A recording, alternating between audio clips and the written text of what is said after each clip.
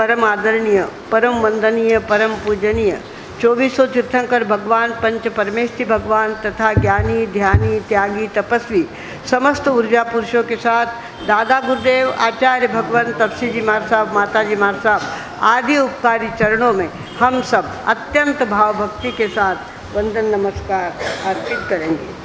अन्य सहयोगी सत्यमंडल, उपस्थित धर्म प्रेमी, श्रद्धावान, जिज्ञासु भाइयों तथा सुशील बहनों, कल हमने देखा था धनतेरस।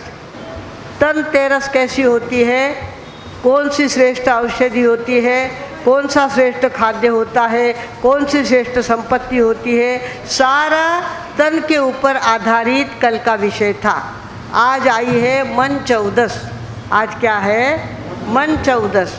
मन चौदस के दिन कहते हैं उस समय का जो राक्षस था जिसका नाम नरकासुर था, वो क्या करता, लड़की सुंदर देखी कि उसको बंदी बना देता, लड़की सुंदर देखी कि उसको बंदी बना देता। एक उसको शौक की जागृत हो गया था, ऐसा उसने 16,000 लड़कियों को बंदी बना दिया था। तो कृष्ण की पत्नी सत्यभामा ने कहा, अरे हमारे होते 16,000 लड़कियां इस तरह से बंदी खाने में पड़ी रहे, ये ठीक नहीं। आज के दिन हमारे कृष्ण भगवान वहाँ पे गए और 16,000 लड़कियों को क्या कर दिया, मुक्त बना दिया। ये 16,000 लड़कियाँ यानी हमारे शरीर में रहने वाली 16,000 नाड़ियाँ हैं। वैसे तो 72,000 नाड़ियाँ हैं, पर मुख्य कितनी है? 16,000 नाड़ियाँ हैं। और वो नाड़ियों में से प्राणवायु व्यवस्थित घूमना चाहिए, रक्त प्रवाह व्यवस्थित चलना चाहिए, कहीं क्लॉट नहीं आना चाहिए, कहीं गठान नहीं बननी चाहिए। इसका ध्यान रखना मन चौदस का काम होता है।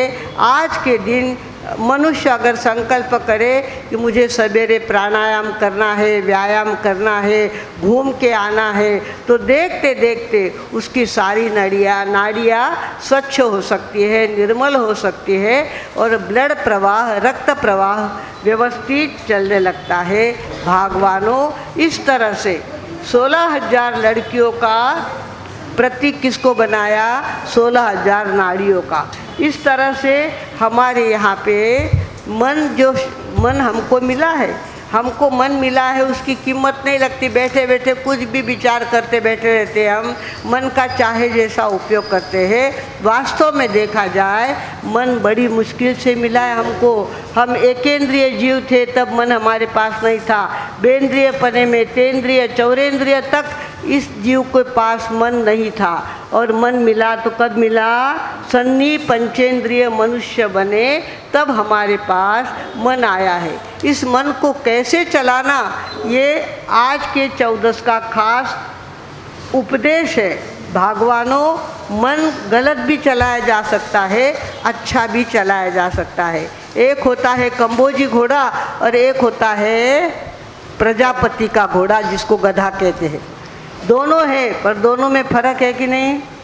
कुछ लोगों का मन प्रजापति के घोड़े जैसा चलना ही नहीं आता उसको, चाहे जैसा भारी भारी चलता है, उसको दौड़ना आता ही नहीं है। हमारा मन तो हम ध्यान करने बैठते हैं तो 1 सेकंड में मन कहाँ के कहाँ चला जाता है। घरू आया दूध भोगलो माए रखियो कि नहीं, भगवान जाने, भूलने आएगा कई बार।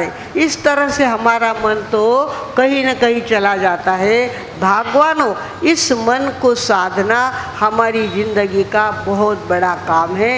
एक आदमी किसी के व्याख्यान में जाके बैठा और व्याख्यान में विषय चला, महाराज ने बताया कि सवेरे जल्दी उठ करके घूमना चाहिए, जल्दी उठ करके घूमने के लिए जाना चाहिए।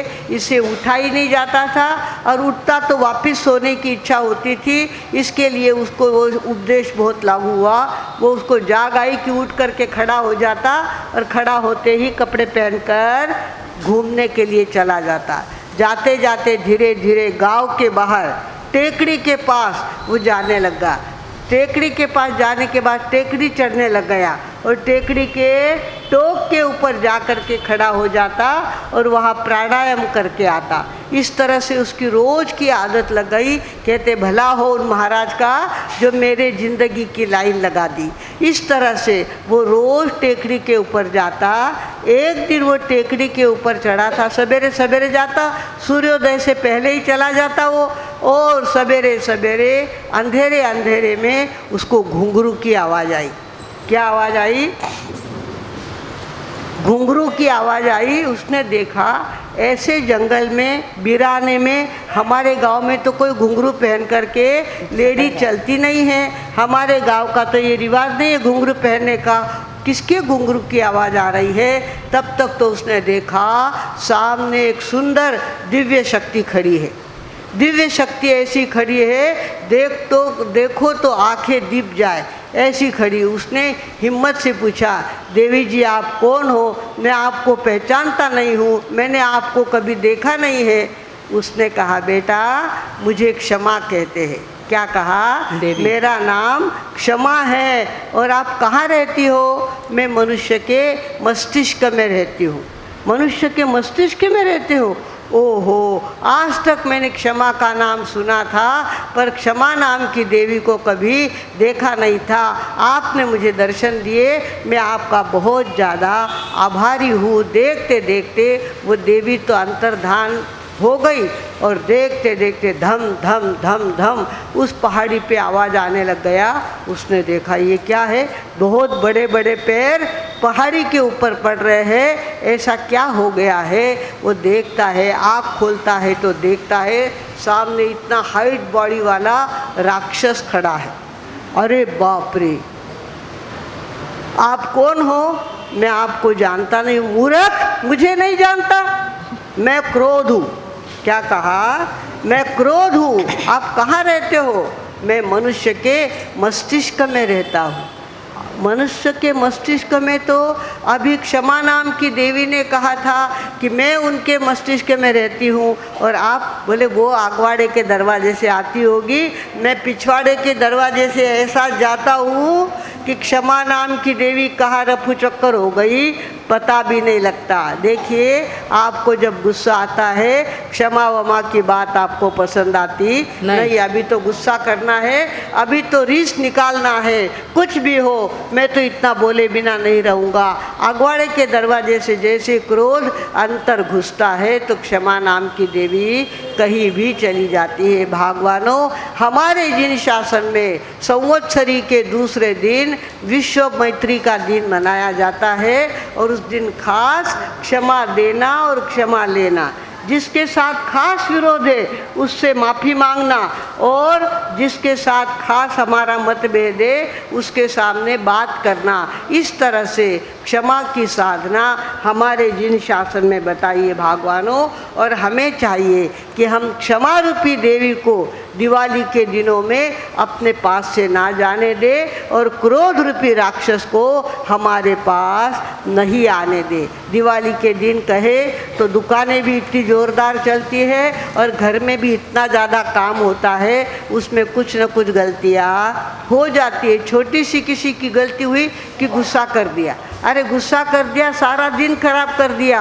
गुस्सा नहीं करना। किसी के हाथ से घी ढुल जाए, किसी के हाथ से कोई नुकसान हो जाए, कोई पदार्थ जल जाए तो भी गुस्सा नहीं करना। दिवाली के दिन चले आ रहे हैं और हमें गुस्सा नहीं करना है। हमारा मन कम्बोजी घोड़े की तरह व्यवस्थित चलना चाहिए, मुक्काम तक पहुंचना चाहिए। ऐसा संकल्प करने का आज का दिन आया है। भगवानों, वो विचार कर रहा था, मैंने आज देवी के दर्शन भी किए और राक्षस को भी देखा। ओहो, क्या बात है। सवेरे उठ कर के चलने में इतने फायदे होते हैं, सवेरे देवी देवता दर्शन देते हैं। ओहो, आज तो बहुत ज़्यादा खुशी का दिन है। ऐसा विचार कर रहा था कि तब से वापस घुंघरू की आवाज़ आने लग गई। घुंघरू की आवाज़ आने लग गई। उसने देखा कोई और देवी आज दर्शन के लिए आ रही है। उसने देखा सामने ऐसी सुंदर दिव्य शक्ति खड़ी है, इतना सुंदर श्रृंगार किया हुआ है, इतनी सुंदर दिखने में है वो। और उसने बड़े विनय नम्रता से पूछा, देवी जी आपका नाम क्या है? तो कहा मेरा नाम लज्जा है। क्या कहा? मेरा नाम लज्जा है। आप कहाँ रहती हो? मैं मनुष्य की आँख में रहती हूँ। लाज कहाँ रहती है? आँखों में लाज होती है। आँख से पहचाना जाता है कि इसके मन में लाज कितनी है। एक आदमी टगर टगर देखता है तो दो खाता है लड़की के हाथ की। लड़की को देखता ही रहा तो दो खाता है वो। भगवानों, देखते रहना ठीक नहीं होता। आँख में क्या चाहिए? मर्यादा चाहिए, लज्जा चाहिए। और बहू तभी पहचानी जाती है उसकी आँख कितनी स्थिर है और कितनी घूम रही है। कहाँ देख रही, नाम के लिए घूंघट तो निकाल लिया पर अंदर से इधर उधर देखती है। समझ लेना चाहिए बहू ठिकाने नहीं है, बहू का मन घूम रहा है। भागवानों, लज्जा आँख में रहती है। और हमारे भाई लोग 4 पैसे कमा लेते हैं और 4 डिग्रियां मिला लेते हैं तो ऐसे तन के चलते। हम चौड़े और बाजार सकड़ा, इस तरह से चलते हैं। और घर के गांव के इतने बूढ़े लोग बैठे हुए होते हैं दुकान में, दादाजी, बड़े पिताजी, न जाने कितने लोग बैठे होते हैं। उसकी उनको कोई परवाह नहीं। हम कैसे हैं, हमको देखो। इस तरह से आदमी निर्लज्ज हो जाता है, निर्लज्ज हो जाता है, बड़ों की मर्यादा को छोड़ देता है। भगवानों, मर्यादा का संभालना ही धर्म है। मर्यादा को संभाल के रखना ही धार्मिक घर का काम होता है। कोई कई करे नहीं, सगा देख लेन गपरे जावे, देख ले कितना लखन है, भाई में कितना लखन है कि भाई में कितना लखन है, देख लेते हैं। बोलता कोई कुछ नहीं है पर जान लेता है कि बेशरम इसकी आंखें हैं और इसकी आंखों में कोई राक्षस पैदा हो गया है। दूसरा राक्षस उस पहाड़ी पे आया जिसका नाम था अहंकार। अज्ञानाला आलेला आकार, त्याचं नाव अहंकार। अहंकार करना बड़ा आसान होता है। आदमी तुरंत थोड़े से कपड़े विपड़े पहन लेता है, एकदम उसका चेहरा बदल जाता है, आंखें बदल जाती है और अहम उसके अंदर जागृत हो जाता है कि मैं यानी कौन। इस तरह से अहंकार जब अगवाड़े के दरवाजे से हमारे शरीर में प्रवेश करता है, हमारी आँखों में प्रवेश करता है तो लज्जा बिचारी को वहाँ से गायब होना पड़ता है। भगवानों, आज का दिन देवियों का स्वागत करने का दिन है और राक्षसों को भगाने का दिन है, संकल्प करने का दिन है। अहंकार नहीं आने देंगे। चाहे जितने दिवाली के दिनों में सारी तिजोरी के गहने निकाल करके हमारी बहनें पहनती है और गहना पहना कि उनका चेहरा देखो, उनका रुबाब देखो, अरे बाप रे माना जैसा माच, अरे माना घरे देखो कितो गेनो है, माना घरे कितो साधन सामग्री है। इस तरह से आदमी अहंकार से भर जाता है। भगवानों, आज के दिन हमारे यहाँ लज्जा का स्वागत होना चाहिए और निर्लज्जता का, अहंकार का अपमान होना चाहिए। अहंकार और निर्लज्जता को हम स्थान नहीं देंगे। हम खानदानी लोग हैं, ऊंचे घराने के लोग हैं। हमारे दादा दादी इतने ऊंचे थे, हमारा घराना इतना ऊंचा था, हमारे घराने ने इतना नाम कमाया है, हम अहंकार करेंगे नहीं। इस तरह से दूसरे राक्षस को अपनी ज़िंदगी में नहीं आने देना। और दूसरी देवी कौन सी है? लज्जा देवी, उसको हमारी आँखों से नहीं जाने देना। हमारी आँखें हमेशा लज्जा को संभालती रहे, इस तरह का ध्यान रखना आज के दिन का परम कर्तव्य है। उसके बाद वो तो खुशी मना रहा था कि आज किसका मुंह देखा। सवेरे सवेरे 2 देवियों के दर्शन हो गए और 2 राक्षसों का भी परिचय हो गया। अभी वो विचार कर रहा था तो तीसरी बार फिर घुंघरू की आवाज़। अरे उसी पहाड़ी में घुंघरू की आवाज़ आने लग गई और वो इधर उधर देखता है, तब तक तो उसके सामने आकर तीसरी देवी खड़ी हो गई। और तीसरी देवी, अब इसके अंदर हिम्मत आ गई थी। इसने पूछा, देवी जी तुम्हारा नाम क्या है? कहा, बेटा मेरा नाम, मुझे हिम्मत कहते हैं। क्या कहा? मेरा नाम हिम्मत है। और आप कहाँ रहती हो? मैं मनुष्य के कलेजे में रहती हूँ।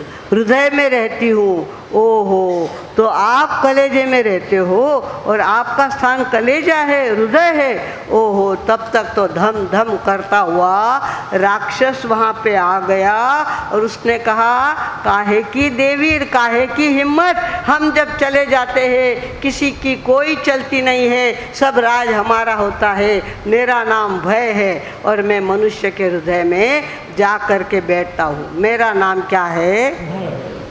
भय। देखो, भय के कारण से आदमी अपना बहुत बड़ा नुकसान कर लेता है। फालतू का भय, कुछ भी भय लग जाता है। किसी कोई आएगा, कोई वहाँ से कोई आ गया क्या, खिड़की में से किसी ने देख लिया क्या, कोई हमारे घर में घुस गया क्या, इस तरह से कई प्रकार के भय हमारे मन में होते हैं। हमारे माताजी मार साहब कहते हैं, रात को 12 बजे अमावस्या के दिन स्मशान में जा कर के सामायिक करने का मुझे कहो तो मुझे डर लगता नहीं है। ऐसे माताजी महाराज थे। भागवानों, विक्रमादित्य बड़े राजा होके गए और उनके नाम से विक्रम संवत चलता है। विक्रमादित्य राजा बड़ा इंसानियत वाला था, बड़ा अच्छे स्वभाव का था और उसके राज्य में एक सेठ रहते थे। सेठ का नाम था दाता।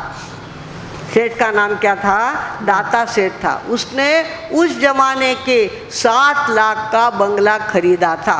7 लाख, उस जमाने के 7 लाख बहुत हो गए। 16 आने का 1 रुपया, उससे पहले भी बहुत ज़्यादा। हमारे यहाँ 39 रुपये तोला सोना बिकता था। हमारे देश में सोने की 1 तोले की कीमत कितनी थी? 40 भी पूरे नहीं, 39 रुपये में सोना बिकता था 1 तोला। इस तरह का वो सस्ताई का ज़माना था। तब 7 लाख का उसने क्या खरीदा? बंगला खरीदा। और नया बंगला देखने को वो गया। उसने सोचा, आज तो नए बंगले में सोऊंगा, नए बंगले का आनंद लूँगा मैं अकेला। और वहाँ सो गया गद्दी बिछा करके। रात के 12 बजे के बाद वह आवाज़ आई, आओ क्या? क्या आवाज़ आई? आओ क्या? अरे वो एकदम घबराया, कौन आ रहा है यहाँ पे? यहाँ पे कौन आ रहा है? गिरता हूँ, गिरता हूँ, ऐसा ज़ोर ज़ोर से बोलने लगा। उसको तो ठंडी के दिनों में भी पसीना आ गया।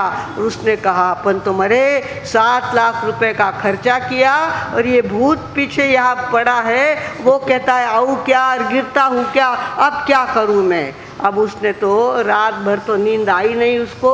सवेरे उठकर राजा के पास गया और राजा को कहा, राजन, मैं बहुत बड़ा धोखा खा गया हूँ। मैंने 7 लाख रुपए खर्च करके बंगला खरीदा और रात के 12 बजे के बाद वह आवाज़ आती है, आओ क्या, आओ क्या, गिरता हूँ, गिरता हूँ, ऐसे आवाज़ आते। मैं तो इतना ज़्यादा पसीना आ गया, मैं तो उस बंगले में सोने के लिए जा ही नहीं सकता। राजा बड़े हिम्मत वाले थे। राजा ने कहा, ऐसी कौन सी बात है, हमारे खजाने से 7 लाख रुपए लेके जाओ और वो बंगला राज के नाम से लिखवा दो। बेचारा सेठ तो हल्का हो गया, चलो मेरे पैसे खुले हो गए और बंगले का ब्याज मेरे ज़िंदगी से चला गया। उसने तो बंगला राजा के नाम कर दिया और 7 लाख रुपए अपने घर लेके गया। उसी दिन राजा के मन में आया, ऐसा कौन कहता होगा, आऊँ क्या, आऊँ क्या, गिरता हूँ, गिरता हूँ, कौन कहता? अपने को देखना चाहिए। राजा अकेले बिना किसी को कहे कहाँ गए? उस बंगले में गए। रात के 12 बजे के बाद फिर से आवाज़, आओ क्या, आओ क्या? राजा ने कहा, अरे पूछता क्या है, नेकी और पूछ पूछ, आजा, आना है तो आजा और गिरना है तो गिर जा। और इतना कहना था कि धपाक से आवाज़ आई और एक इतना बड़ा पुरुष के आकार का सोने का पुतला पिंड वहाँ पे नीचे गिरा। एकदम देखा, धपाक से आवाज़ आई और आदमी के आकार का इतना बड़ा सोने का गोला वहाँ पे गिरा। राजा ने सवेरे अपने पंडितों से कहा, अरे भाई, तुम्हारे शास्त्रों में कहीं वर्णन आता है क्या, सोने का पुरुष कोई किसी के घर में गिरता है क्या? तो उसने कहा, अरे भाई, स्वर्ण पुरुषा होता है, स्वर्ण पुरुष होता है और उसको पैर की तरफ से जू जू काटते जाओ, त्यों त्यों दूसरे दिन वापिस वैसा कि वैसा वो तैयार हो जाता है। चाहे जितना सोना निकालो उसका सोना कभी खुटता है नहीं, पर पैर की तरफ से उसको काटना चाहिए। राजा ने प्रयोग कर दिया और सोचा मेरी उज्जैनी नगरी में न जाने कितने लोग लिया हुआ कर्जा दे नहीं पा रहे हैं, ब्याज चुका नहीं पा रहे हैं, कर्जे के बोझे के नीचे दब रहे हैं। मेरी प्रजा मेरा परिवार है, इनका सारा कर्जा मुझे चुका देना है। चारों तरफ समाचार फैला दिए, जिसके पास जितना कर्जा है, जिसके माथे पे जितना कर्जा है वो आए और रात से लेके जाए। वो क्या करते, पैर की तरफ से सोने का टुकड़ा काट लेते, उसके पैसे कर लेते और किसानों को, व्यापारियों को बिना ब्याज के फ्री में सबको पैसे बांटने का काम किसने किया? राजा विक्रमादित्य ने। इसके लिए तब से लोगों ने कहा ऐसा राजा ना भूतो ना भविष्यति, ऐसे राजा ने काम किया है, इनके नाम से संवत चलना चाहिए। तब से विक्रम संवत चलता है। विक्रम संवत है, वीर संवत है, शक का संवत है। इस तरह से ईस्वी सन तो है ही अपने। इस तरह से भगवानों उन्होंने राजा ने उस स्वर्ण पुरुषा के बल पर सारी अपने ज़िले का, अपने एरिया का पूरा कर्जा उतार दिया और लोगों को हल्का हल्का हल्का कर दिया। भगवानों कीमत किसकी हुई? हिम्मत की कीमत हुई ना। सेठ को तो इसने आऊ क्या सुना और गए काम से, उनकी धोती गीली हो गई। अबे मरे, अब क्या करेंगे, रात कैसी बिताएंगे, ऐसा उनको विचार आने लग गया। और देखते देखते राजा ने हिम्मत रखी तो इतना बड़ा स्वर्ण पोरसा उनको मिल गया और पूरे राज्य का कर्जा उन्होंने उतार दिया। भगवानों इस तरह से आज के दिन हमको चाहिए हिम्मत नाम के देवी की हम क्या करें, जो उपासना करे, संभाले उसको। और भय भीति नाम की, भय नाम का राक्षस हमारे पास ना आवे, इसका ध्यान रखें। हम तो इतनी सी आवाज़ हुई, इतना सा खड़का हुआ कि एकदम ऐसे हो जाते हैं। इतना डरना नहीं चाहिए, इतना भयभीत नहीं होना चाहिए। हिम्मत की कीमत होती है, हिम्मत की कीमत होती है। हमारे माताजी महाराज साहब ने हिम्मत की, हमको यहाँ से पैदल थे दिल्ली तक लेके गए।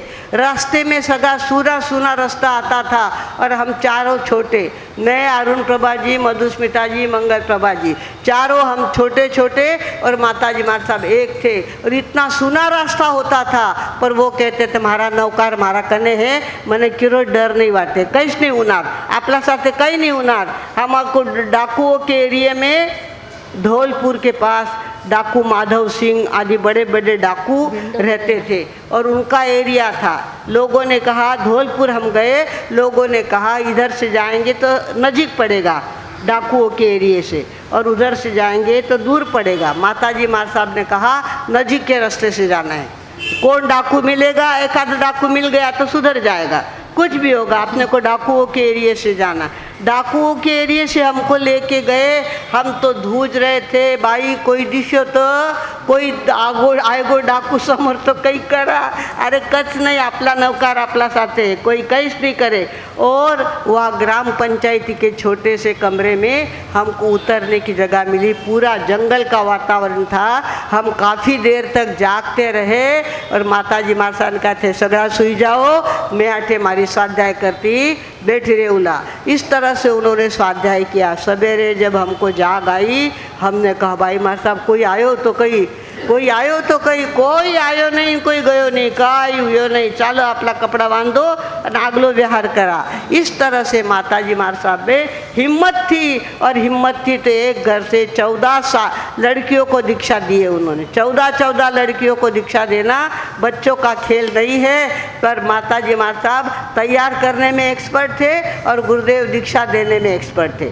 वे दीक्षा देते थे और माताजी महाराज साहब दीक्षा लेने के लिए तैयार करते थे। भगवानों, हिम्मत की कीमत होती है, जो करना सो अच्छा करना, फिर दुनिया में किससे डरना, ये माताजी महाराज साहब का खास वाक्य था। और हमेशा इस वाक्य से हिम्मत करते जाते थे, आगे बढ़ते जाते थे। भगवानों, वहाँ क्या हो गया, चौथी देवी आई, पहाड़ के ऊपर चौथी देवी आई और उसने उस आदमी के सामने खड़े होकर के कहा, बेटा मुझे पहचाना, मैं स्वस्थता हूँ, मेरा नाम क्या है, स्वस्थता है, और मैं आदमी के पेट में रहती हूँ।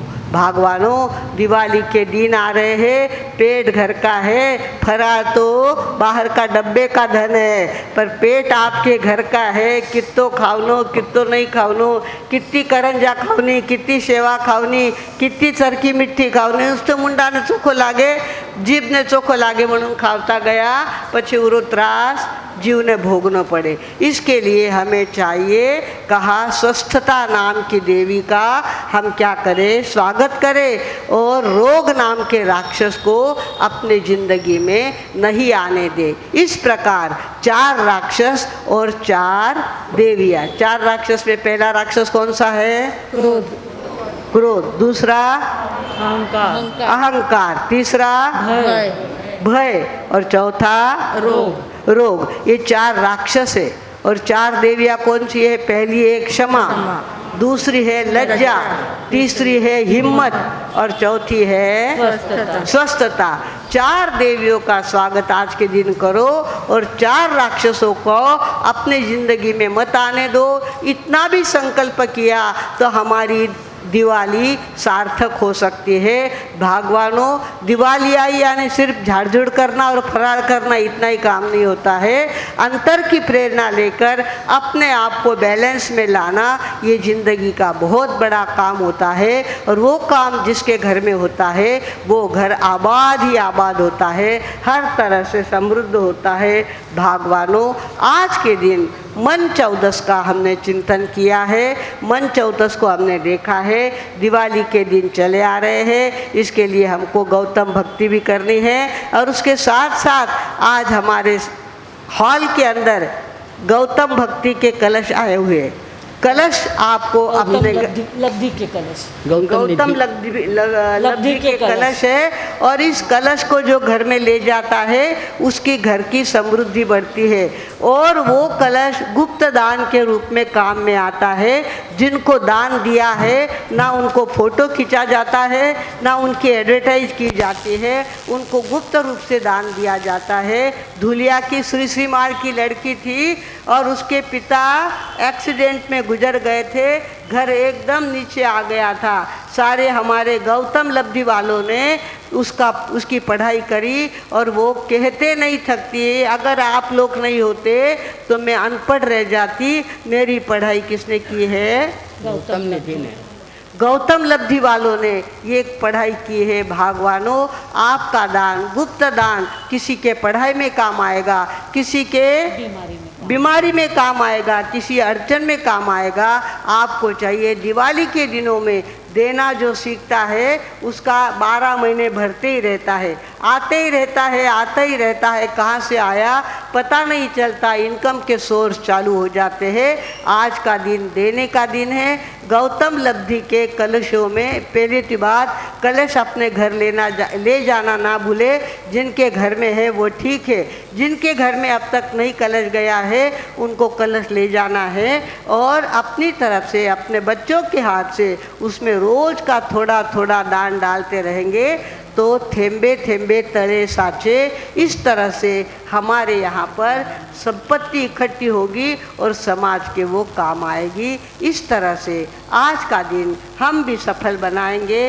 देवियों का स्वागत करेंगे, राक्षसों को सम्मानित नहीं करेंगे। इस प्रकार सभी संकल्प करें।